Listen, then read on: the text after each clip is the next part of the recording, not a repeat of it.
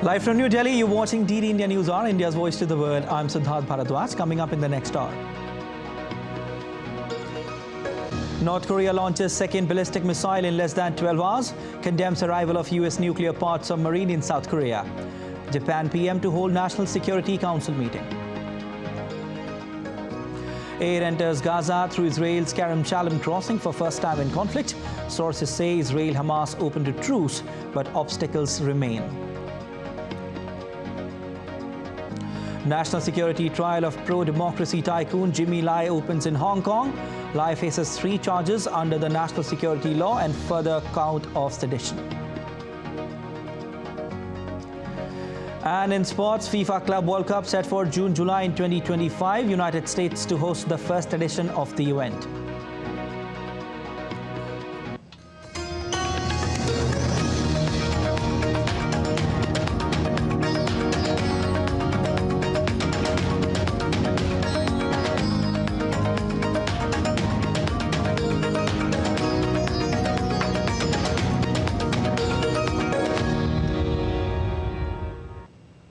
North Korea has launched a suspected short-range ballistic missile into the Sea of Japan, according to South Korea's military. They said it flew around 570 kilometers after being deployed on Sunday.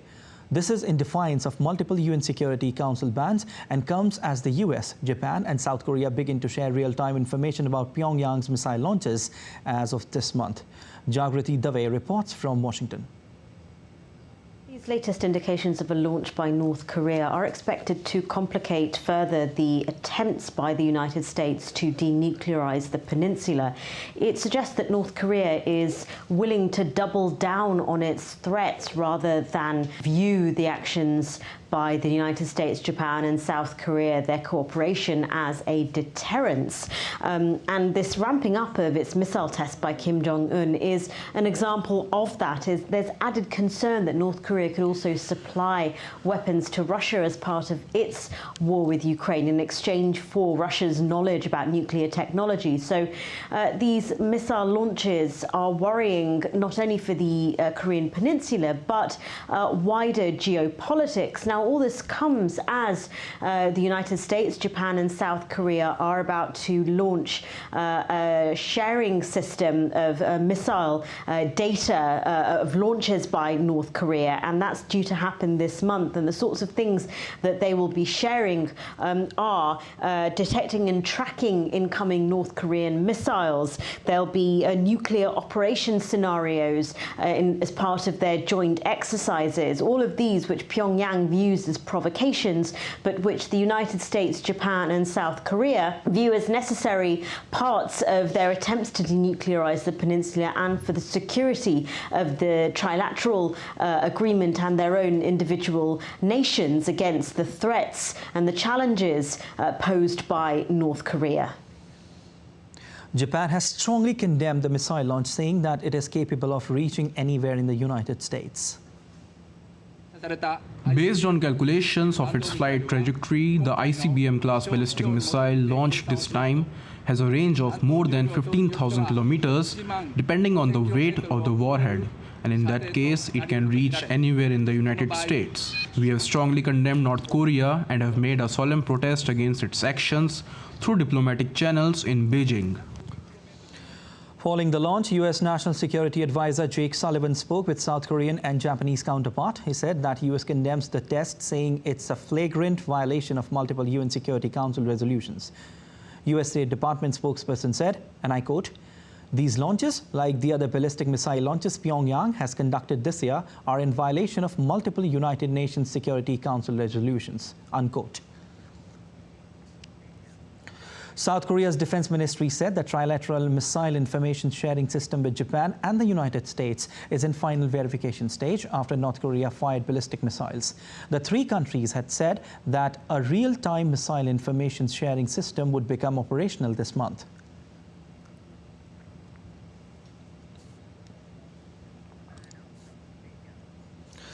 Shifting focus to Israel-Hamas conflict.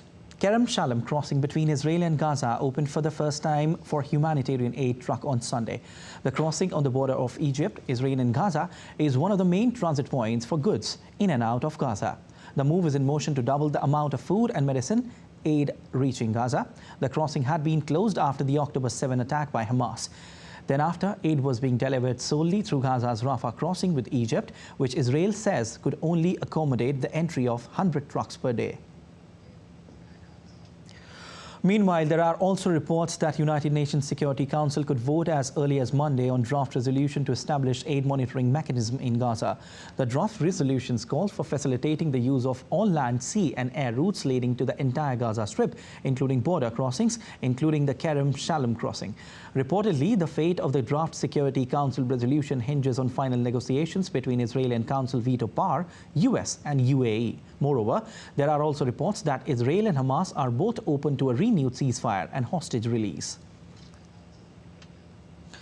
As Israel's counteroffensive against Hamas gains pace, Israeli forces released a video footage on Sunday of newly uncovered tunnel. According to the Israeli officials, the large concrete and iron-girded tunnel had been designed to carry carloads of militant fighters from Gaza right up to the border. Another video showing brother of Yahya Sinwar, the Hamas leader in Gaza, being driven in a car through the tunnel was also released. French Foreign Minister Catherine Colonna ended her visit to Israel and West Bank on Sunday. She met her Israeli counterpart Eli Cohen in Tel Aviv and later met her Palestinian counterpart Riyad al-Maliki in Ramallah, West Bank. During her meeting with both the minister, she reiterated France's call for an immediate humanitarian truce in Gaza. Moreover, she also stressed that the opening of Kerem Shalom crossing for aid was not enough and more actions were required. Well, updates now on Russia-Ukraine war. Both the countries launched a swarm of drones at each other's territories on Sunday as both sides step up attacks. The Russian attack killed a person in Odessa and the Ukrainian strike targeted a Russian military airfield. Ukraine's Air Force, it said, it had destroyed 20 drones and cruise missiles that Russia launched overnight.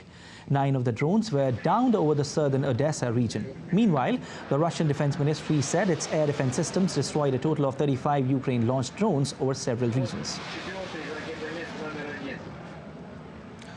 Ukrainian President Volodymyr Zelensky said Ukraine and the European Commission will soon assess Kyiv's progress on aligning its legislation with that of European Union.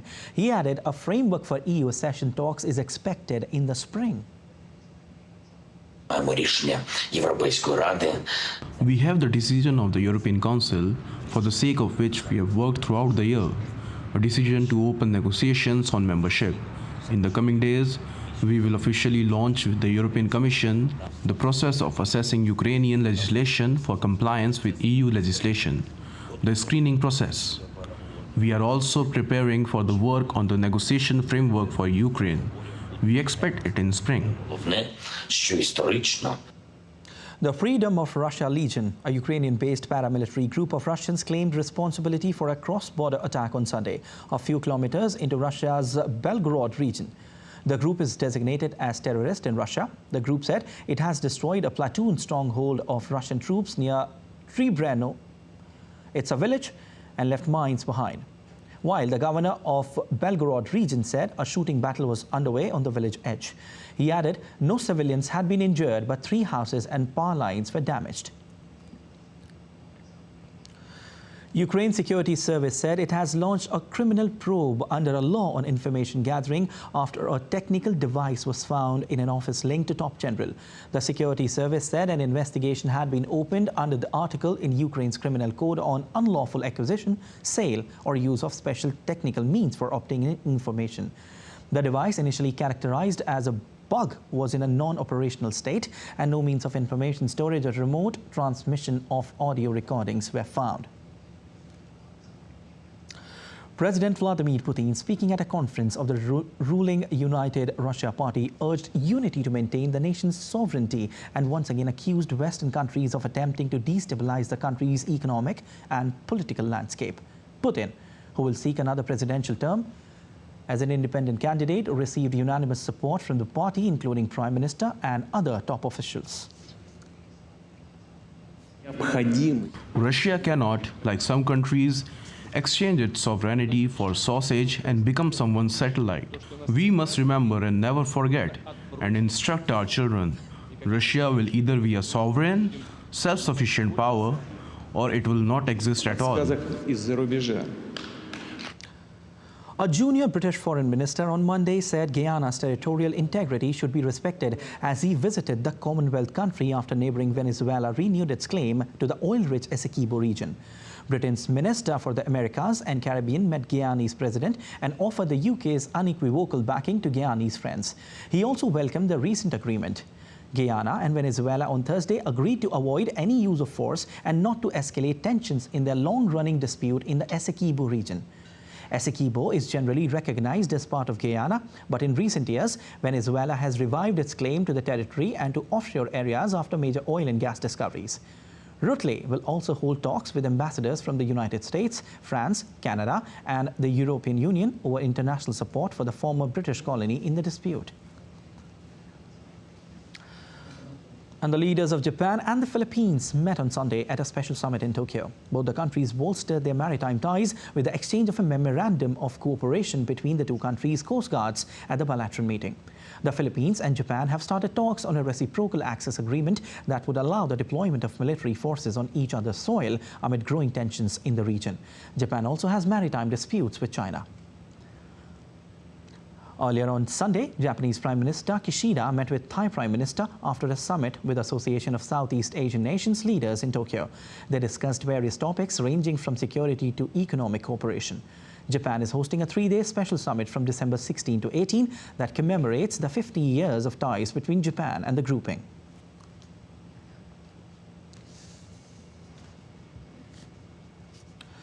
Well, Chris Gilbert sends us more information from Tokyo. He's DD India correspondent. Monday is the third day of talks, and it's going to be focused on ASEC. That's the Asia Zero Emissions Community. Japan is going to be involved, of course, as co-host, and Australia is joining as well. But as far as the 50th commemorative summit between Japan and ASEAN goes, that all wrapped up on Sunday with a joint statement. It's quite an interesting one as well. It's reasonably detailed, but for the broad brushstrokes, it links together the AOIP and the FOIP. Now, what those are is the ASEAN outlook for the Indo-Pacific and Japan's free and open Indo-Pacific. The ASEAN outlook really focuses on ASEAN centrality to cooperation in the region. Japan's free and open Indo-Pacific focuses on really, well, it's a catchphrase really, to counter and oppose as a dog whistle any military assertiveness by countries such as China and North Korea. This was thought to, it was by experts like it was going to be a very security-focused summit, and as well as the economic side of things it has as well. It draws back the joint statement to the UN Charter on Maritime Law. This is very pertinent for ASEAN countries such as the Philippines, such as Malaysia, Brunei, and Vietnam, which are all front-facing towards China in that part of the world. And it also draws together and strengthens strategic comprehensive partnerships with Japan based on heart-to-heart people encounters, the movement of students and business people between the countries, new economies and supply chain security, and peace and stability. So as I say, especially compared to previous summits, the expectation that it was going to be security-focused and fronted does seem to have been realized. Well, still to come on DD India News Hour. Armed group opens fire on partygoers in Mexico, kills a dozen people. Canada to announce zero-emission vehicle plans this week. And napping cats take over northern Thailand rice paddies.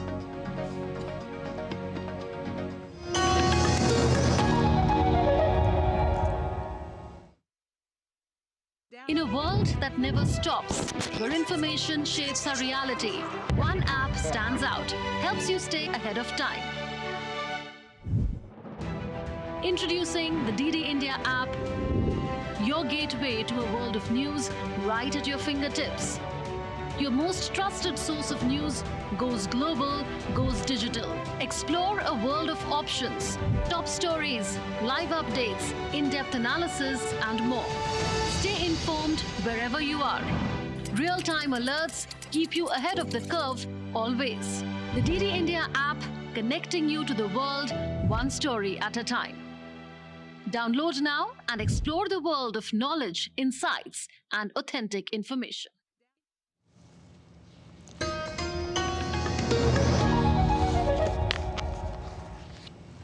Well, you're watching DD India News Hour. I'm Siddharth Bharadwaj. The long-awaited national security trial of Hong Kong media tycoon Jimmy Lai has begun amid a heavy police presence aimed at ensuring safety and that nothing disrupts the proceedings. The founder of the Apple Daily newspaper stands accused of conspiring to collude with foreign forces under the national security legislation and taking part in conspiracy to publish seditious materials under the city's colonial-era sedition law. Britain called for Hong Kong to release Jimmy Lai ahead of the trial on charges including the United States.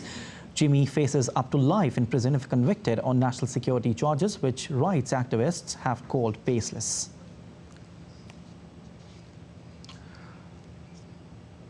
While DD India correspondent Andrew Wood joins us for more from Hong Kong. Andrew, now can you provide details on the charges against Jimmy Lai and the specific national security offences he's accused of during this trial?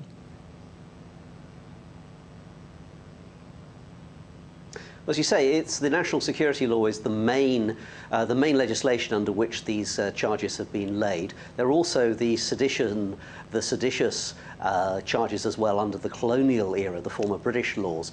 Those concentrate, it's believed, mainly on articles published in his newspaper, the Apple Daily, and comments that he himself made or articles that he himself wrote. And there's no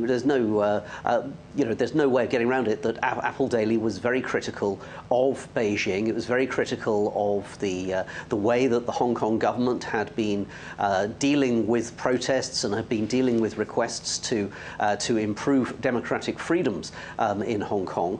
So that's that part of it. And as I say, the rest is the national security law, which is at the moment well, it hasn't been used a lot in court. So far, all the cases that have been held, there's been a 100% conviction rate.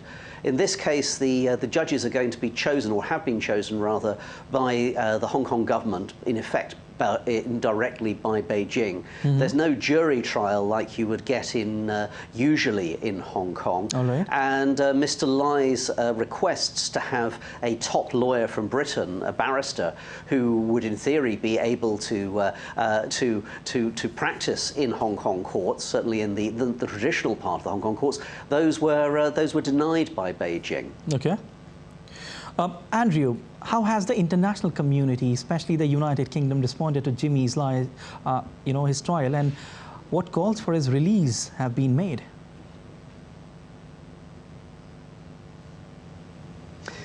Well, the United Kingdom has the Foreign Secretary, the relatively new Foreign Secretary, David Cameron, who used to be Prime Minister.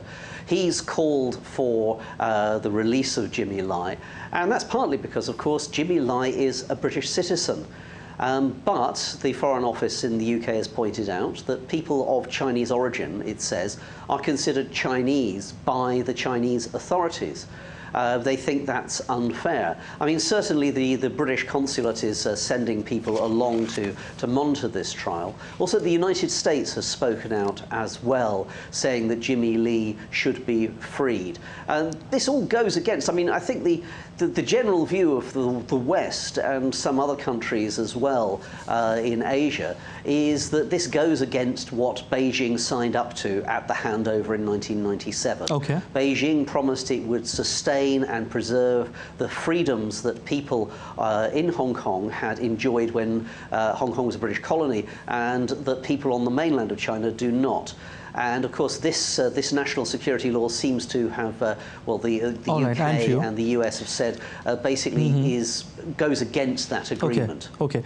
Andrew, now can you elaborate on the specific details of the alleged collusion with foreign powers that Jimmy Lai is charged with?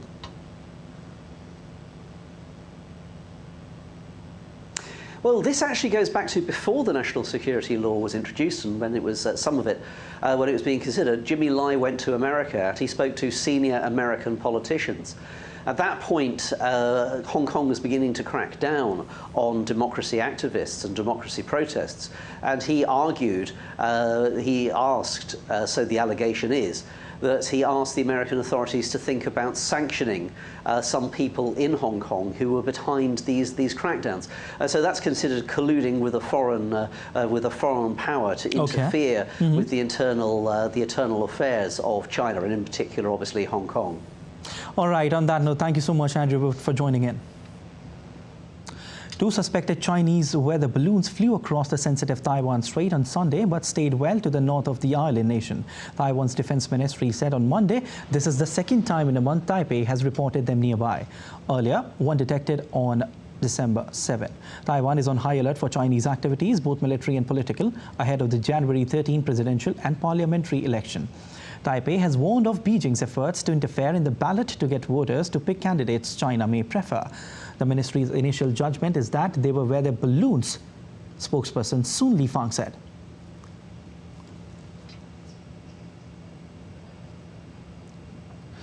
Well, a dozen people were killed in an attack at a holiday party in Guanajuato, Mexico, where an armed group opened fire on partygoers. The attack occurred at dawn in Salvatierra, a town known for its traditional Mexican Christmas party. Guanajuato, home to numerous automotive and aeronautics factories, has become one of the most violent states in the country due to drug trafficking conflicts. Canada to announce that all new cars will have to be zero emissions by 2035 this week. According to the reports from the Toronto Star, Canadian government is set to unveil new regulations to push for electrification of vehicles, as many countries around the globe are already doing so. Speaking to the Toronto Star, a senior government official stated that new rules, namely electric vehicle availability standard, will also shorten the wait times to get an electric vehicle, adding that the zero-emission vehicles, including battery electric, plug-in and hydrogen models, must represent 20% of all new car sales in 2026, 60% in 2030 and 100% in 2035. All right, now let's take a look at elections-related stories making news around the world. And Serbian President Aleksandar Vučić has claimed victory in snap parliamentary elections, saying his party is headed for an absolute majority. Based on votes counted in a sample of polling stations, pollsters predicted the populist SNS won 46.2% of votes, while the opposition centre-left Serbia Against Violence Alliance is set to come second with 23.2%. Meanwhile, Serbia's opposition centre-left alliance accused the ruling party of election fraud and said it would complain to the State Election Commission after initial results for the country's snap poll came in. And Chilean voters rejected a proposed conservative constitution to replace the country's dictatorship-era charter. With 96% of the votes counted late Sunday, about 55.8% had voted no to the new charter, with about 44.2% in favour. This is the second draft constitution in as many years that voters have rejected to replace its current text. But after 4 years of votes and political infighting, Chileans have been voicing mistrust and disenchantment with the process. Though Egyptian authorities are yet to announce who won last week's election, Abdel Fattah el-Sisi, who's the incumbent president, is expected to win a third term. The elections happened at a time when the Middle East's most populous nation, Egypt, is in the midst of an economic crisis and experiencing the effect of being ongoing conflict between Hamas and Israel in the region. El-Sisi is a former military general who has led Egypt for the past decade with an emphasis on security over democracy, is expected to retain power. The election, which began on December 10, is Sisi's third since taking power after overthrowing Egypt's first popularly elected president, Mohamed Morsi, in 2013. Morsi won the presidency a year after toppling of long-ruling autocrat Hosni Mubarak in a popular uprising. While thousands gathered in Lubumbashi in the Democratic Republic of Congo to attend presidential candidate Moise Katumbi's final rally ahead of the December 20 presidential vote. Almost 44 million people are registered to vote in an election that will determine whether incumbent President Felix Tshisekedi will remain in office after his first term in 2018. Moise Katumbi was prevented from entering the country in the time to submit his candidacy for the presidential election, but this time his chances have been boosted by the backing of 3 candidates that have dropped out of the race.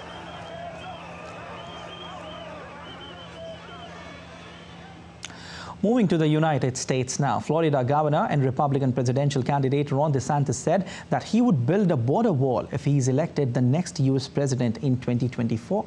DeSantis, who spoke at a rally in Oskaloosa, Iowa, he said he would impose fees on remittances migrants and sent to their countries of origin to pay for the construction of the border wall. The Trump rival added he wants to strengthen the military and use of domestic energy for production. DeSantis, the governor of Florida, has been campaigning relentlessly of late, trying to close the gap in the final weeks.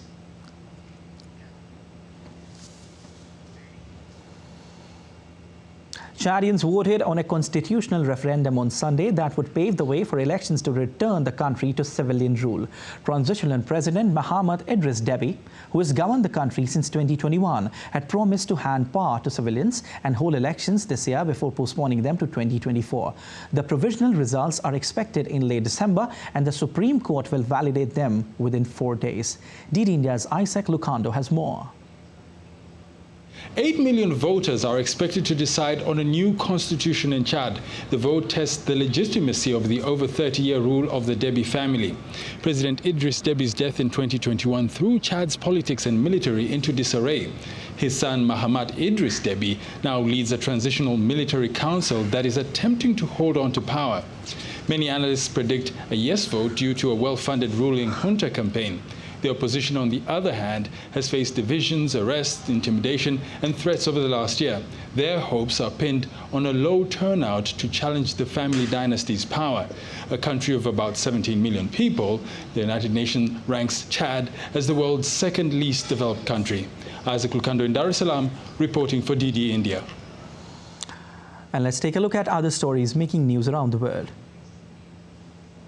U.S. border officials on Sunday closed 2 rail bridges between Texas and Mexico due to surge in reports of smuggling of migrants.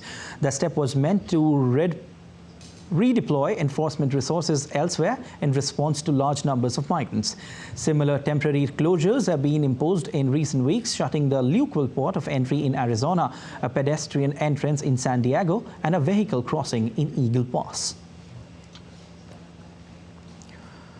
A car collided with a vehicle near President Joe Biden's motorcade in Delaware, causing a security incident.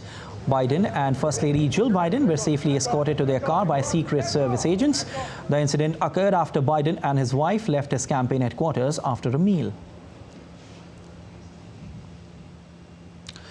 Sleeping cats inspired by Japan's tambo art are growing in rainbow rice cultivars in northern Thailand's rice paddies. The project aims to promote tourism and farming in Bang Khon Song, attracting art enthusiasts and academics for ideas exchange.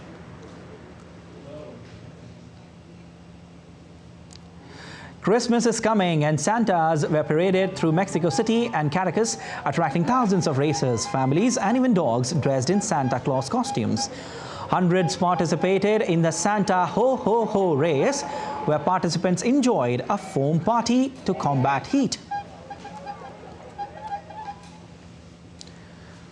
And around 100 Santa Clauses departed their sleighs for gondolas en route to Venice's canals. The event, part of the Venice Lights Up Christmas program, marked the red coloration of the Grand Canal and brought joy and magic to the city. Santa Claus surprised needy children in Guatemala by rappelling down with presents, a tradition he has been following for 26 years now. The presents, sourced from a donation drive at fire stations, were handed out in La Paz, a suburb of Guatemala City. Still to come on DD India News Hour. Prime Minister Narendra Modi will flag off Vande Bharat Express from Varanasi to Delhi. Indian government's Viksit Bharat Sankalp Yatra being organized in Varanasi, Dibrugarh and Indore. India experiences snow in the north and rain in south, showcasing diverse weather patterns.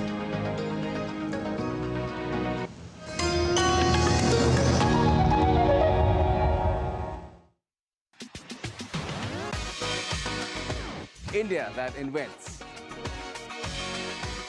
India that innovates. India that excites. India that invites. Land of possibilities. Teeming with opportunities. Watch India Ideas each Thursday, 8 p.m. only on DD India.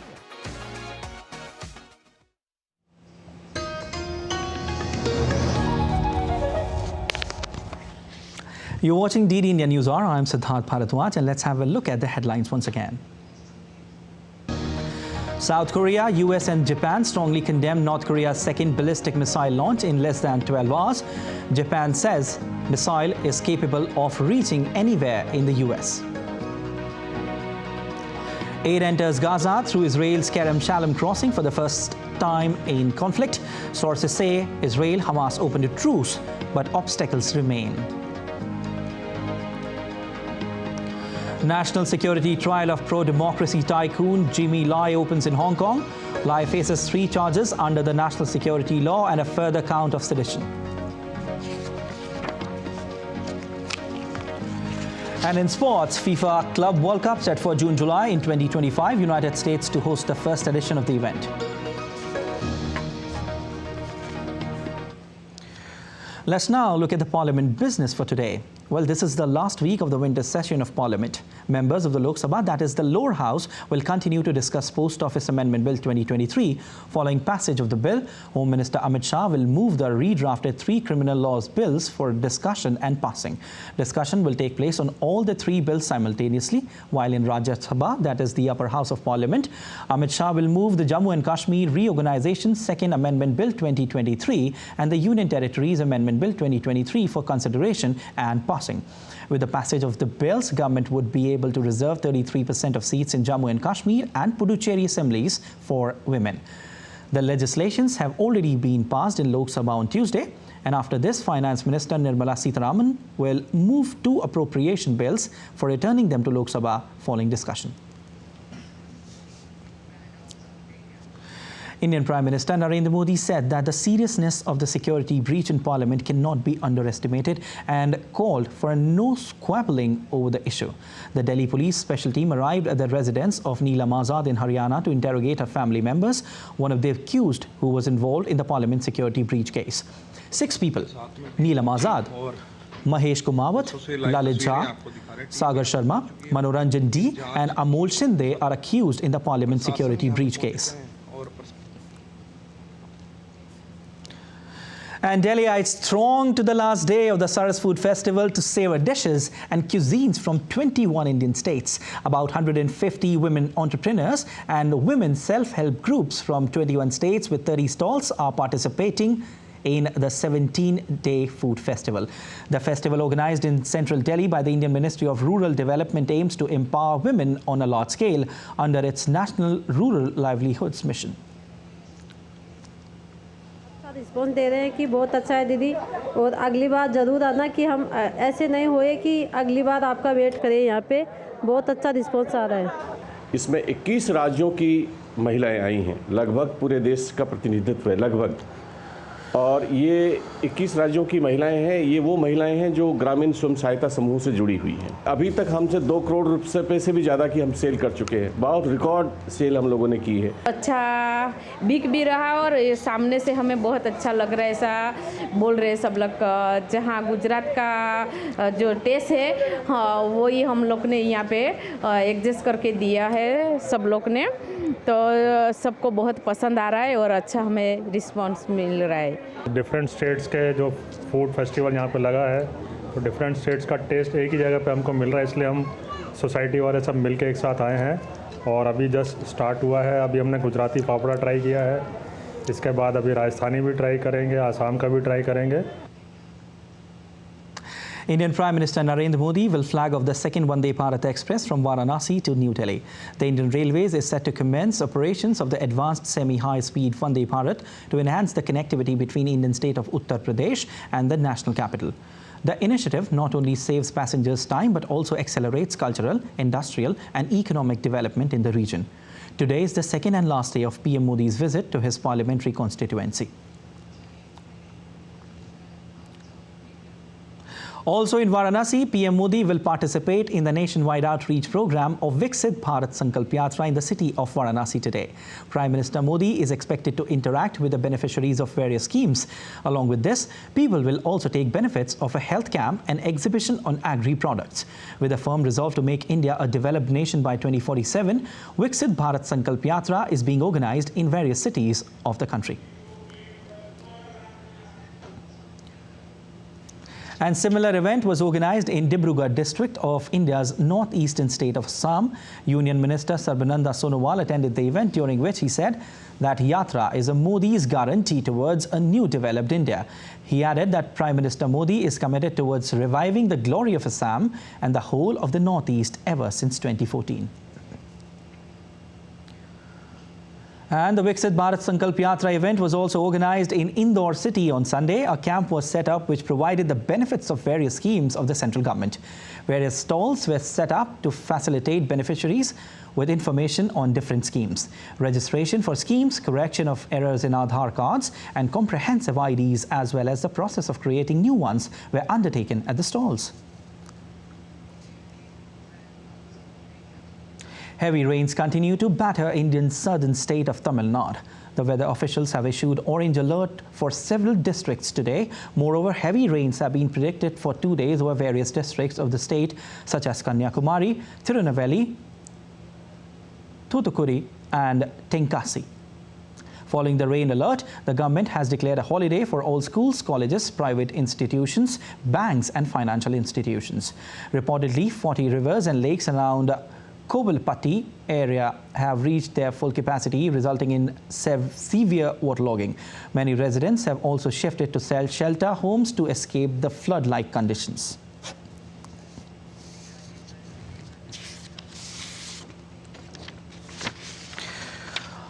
Indeed, India correspondent Ritesh Ranjan joins us with more details. Ritesh, what's the current situation of the flood-affected people in Tirunelveli district, and how are authorities responding to their needs in the shelter camps? Well, under the this rain has lasted in 4 districts of southern Tamil Nadu, and it has started on Saturday. And it is still continuing in some areas. There are some areas which is heavily raining, and there are like 30 to 40 cm rain has been recorded. And there are like, Tamrai Bharani river, which is also flooded. Vaniyapatti, there is a bridge. Tamrai Bharani river is... Ritesh, your voice is not clear.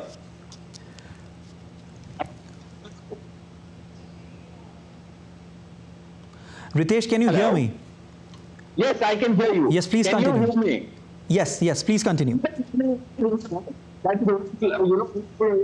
over the bridge of this Vaniyapatti bridge, and there are several areas which has been affected. All right, we are trying to reconnect with our correspondent Ritesh Ranjan, and meanwhile, let's take a look at other stories making news. The new COVID subvariant JN.1 in Indian state of Kerala raises new concerns, as experts say it is markedly different from prior versions. The World Health Organization has urged member states to continue with strong surveillance amid rising respiratory diseases JN.1 subvariant. Snow covered of the picturesque town of Gulmarg in India's Jammu and Kashmir as area saw the first snowfall of the season. The state government helped tourists and locals in removing stranded vehicles after abrupt snowfall earlier on Monday. The official also expected a fall in minimum temperatures by 2 to 4 degrees Celsius from Monday onwards. The recent snowfall in Jammu and Kashmir, Himachal Pradesh and Uttarakhand has impacted weather conditions in the plains as well, including New Delhi, Punjab, Madhya Pradesh, Uttar Pradesh and Rajasthan. The national capital was blanketed in thick fog as cold wave conditions engulfed the city since weekend. Visuals from Kartavya Path show very limited visibility, forcing people to stay indoors. India has become the first country in the world to demonstrate the capability of engagement of 4 aerial targets simultaneously at a range of 25 kilometers by command guidance using single firing unit. The test was conducted by the Indian Air Force using Akash weapon system. And still to come on DD India News Hour. Asian stocks got off to a cautious start on Monday amidst mixed global trends. Bank of Japan board meets to review its rates amid current global economic cues. And stay tuned to know who clinched the Match Racing Tour World Championship sailing title.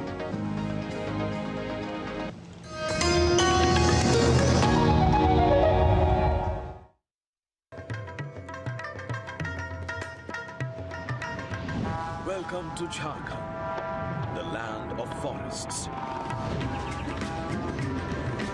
Mesmerizing abundance of nature.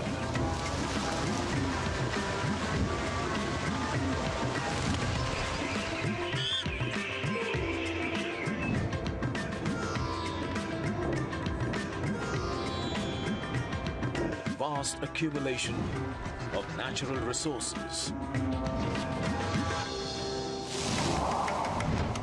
Rich legacy of contributing to India's economic foundations.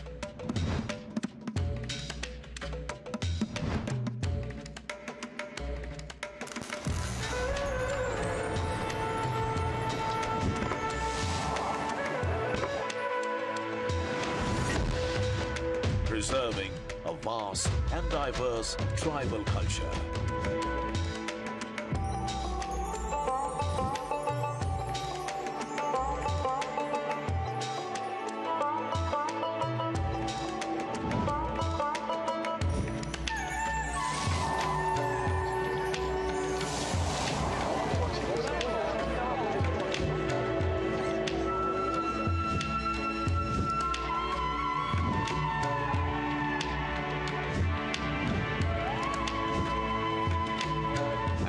With diverse offerings, Jharkhand is a haven for various tourism activities,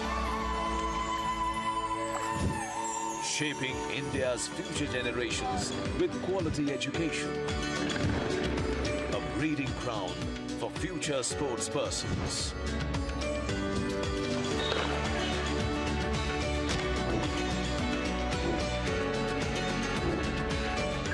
Experience the sheer richness of nature and culture, diversity of tribal heritage, traditions and craft, and progressive development and growth.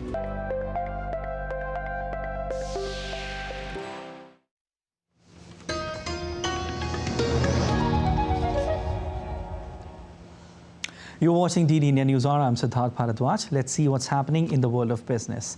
Asia stocks got off to a cautious start on Monday in a week where Japan's central bank might edge further away from its uber-easy policies, while a key reading on US inflation is expected to underpin market pricing of interest rate cuts there. Japan's Nikkei 0.225 slipped 0.8% in early trade, weighed in part by a firm yen. South Korea's main index was flat.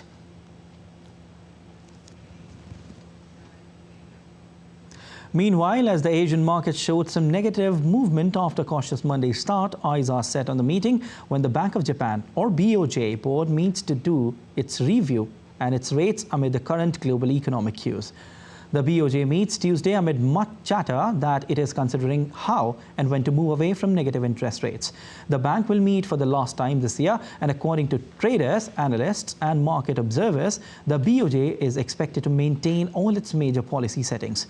BOJ currently has a benchmark interest rate of -0.1% and is expected to maintain it.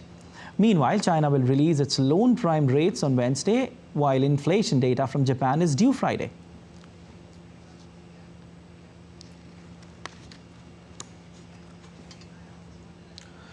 Well, let's take you across to Varanasi, where Prime Minister Narendra Modi is visiting Swarved Temple.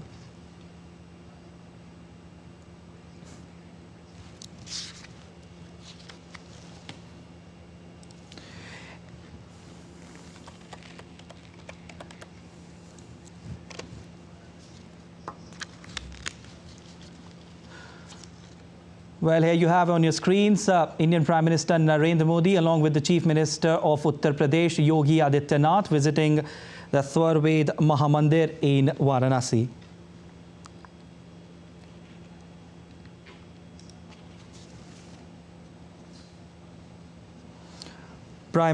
Indian Prime Minister Narendra Modi is visiting Swarved Mahamandir Temple in Varanasi, a 7-floor temple with 20,000 seating capacity on December 18, and the temple is dedicated to spiritual text Swarved and is the world's largest meditation center. Here you have on your screens Indian Prime Minister Narendra Modi and the Chief Minister of Uttar Pradesh, Yogi Adityanath. Like I said, the temple is dedicated to spiritual text Swarved and is the world's largest meditation center.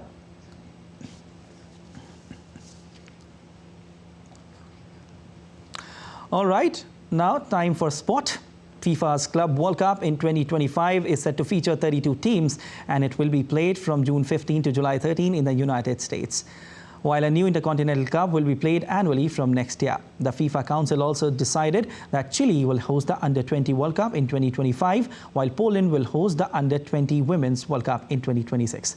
Let's look at the story for more details. The World Soccer's governing body has chalked out the roadmap for the revamped Club World Cup. FIFA President Gianni Infantino said that Club World Cup in 2025 is set to feature 32 teams, and it will be played from June 15 to July 13 in the United States. Well, in 2025 we will have a new club competition, a competition which will crown the world champion of the club, which is the best club in the world officially, with a title and a trophy delivered by FIFA. This new competition will be called Mundial de Clubes in Spanish, and it will take place in the United States of America from the 15th of June to the 13th of July 2025. The United States will host the 2025 edition of the expanded event, which will be held every 4 years thereafter. The tournament will have 8 groups of 4, with the top 2 teams from each group going through to the knockout stages. Europe will have 12 teams in the new competition, and South America will have 6, while Africa, Asia and North America will have 4 each. Oceania has 1 slot, while the final slot will be allocated to a club from the host country. The current version, an annual competition with 7 teams, will be discontinued after the tournament in Saudi Arabia. Infantino said a new international cup will be played annually from next year. Well, as well, a new competition for clubs on a yearly basis to strengthen club competitions around the world. So the champions of the different confederations will play on their home ground first, South America against North America, Asia against Africa, with Oceania against one of those who will qualify for a playoff match. The FIFA Council met in Jeddah to ratify the dates for the Club World Cup. The Council also decided that Chile will host the Under-20 World Cup in 2025, while Poland will host the Under-20 Women's World Cup in 2026.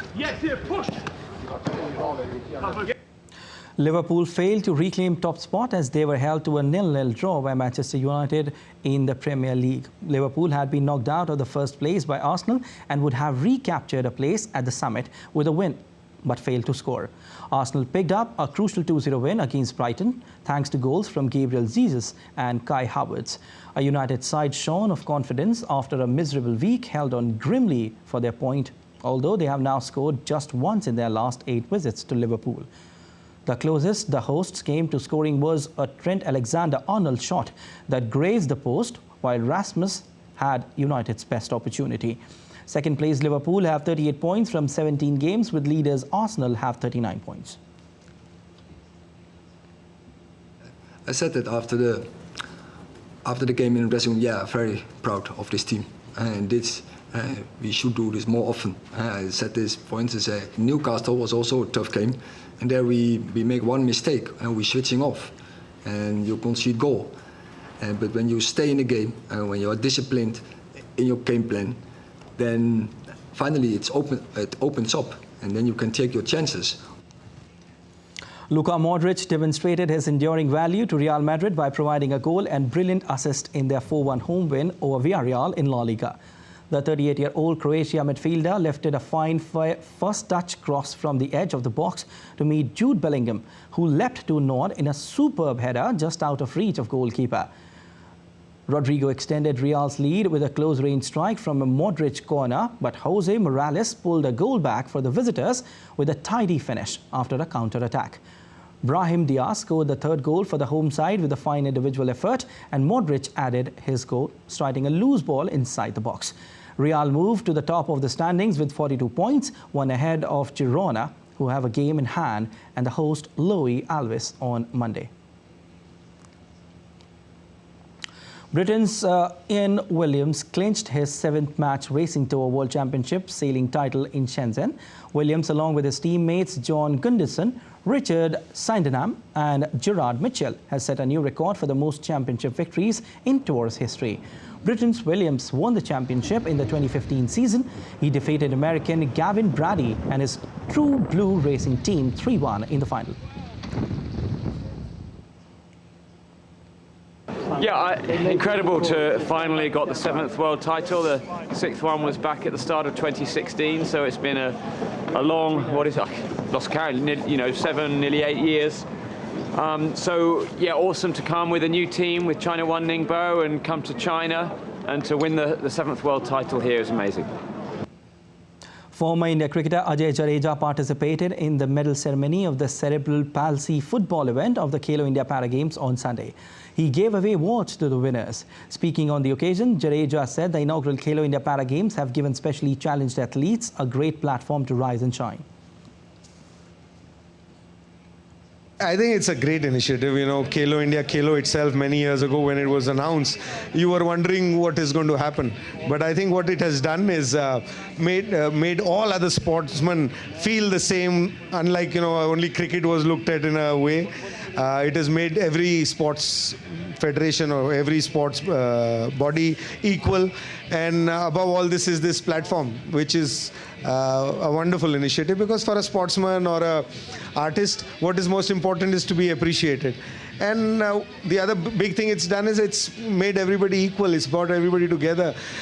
We sportsmen are a minority in a certain way, and especially Paralympics is a place where nobody even used to look at.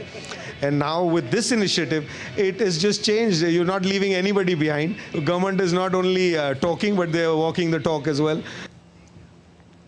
All right, that's all for this edition of DD India News Hour, but let us know your thoughts on the news of the day. You can connect with us on Facebook, X, formerly known as Twitter, and Instagram. We'll be back with more news as it breaks here on DD India. I'm Siddharth Bharadwaj from all of us here in Delhi. Thanks for watching DD India News Hour.